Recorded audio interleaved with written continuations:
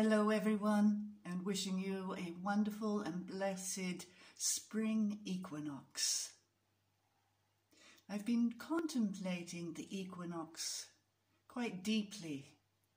It's always intrigued me how I'm very present and excited for the solstices and the different celebrations of the Day of the Dead and Beltane. And for some reason, the equinoxes didn't quite get me so excited. And so I began to ponder this and ask why I felt that they were important, but I didn't really feel that within my being. And so looking at the essence of the equinox is balance, of course, where the night and the day are of equal length.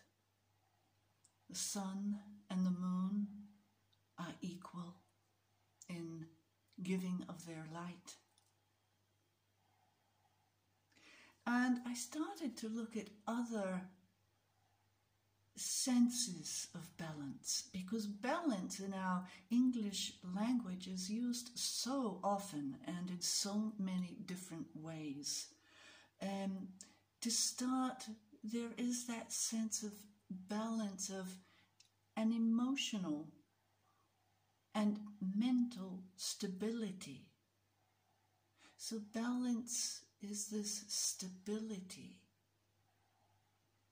It also means an even distribution of weight. So of course we have the astrological sign of Libra with the scales, showing a sense of this even weight and balance. It also tells us of different elements that are in equal proportion. When you look at it in terms of sound and voices, it can be spoken that there is balance. There is a harmonious balance in the voices or the sounds of the instruments. And of course there is the monetary term of the balance that is due when you've paid so much and now you have the balance to pay. So there's also for me here today in Ireland and yesterday, during this whole equinox time, there's a deep sense of calm. There's a calmness in the weather. I'm feeling a deep calmness and peace in my being. And so I started to ponder this and go, well, yes, when we are in balance, when things are equal, there is a peacefulness. There is a calm. And that's probably why I don't get quite so excited about the celebration, because it's a quieter time. And even though there's a celebration of spring, to me this equinox seems to somehow bring forward that calm before the growth, before the birth. And I was contemplating that some time ago in one of our classes. We decided to do an experiment of balance with our thoughts. And so we had black stones to represent our negative thoughts during the day and white stones to represent our positive thoughts during the day. And we had a little basket.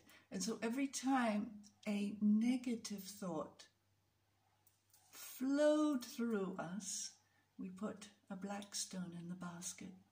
And every time a positive thought moved through us, we put the white stone. And at the end of the day, we counted up and saw the balance, or the imbalance as it may have been. I think for many of us there were a lot more black stones, so we were endeavoring to increase our white stones in the basket.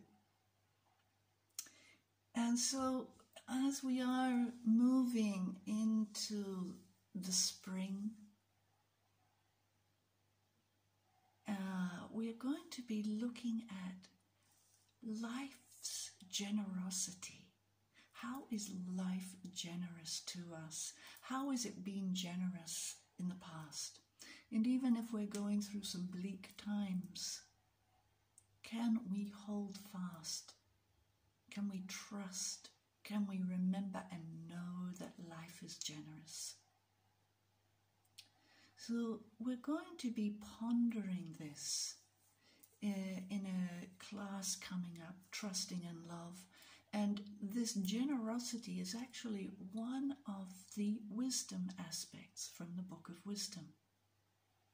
So we'll be looking at that, along with, of course, that it is the Easter time of this class. It is actually on the Saturday of the Easter, April the 3rd.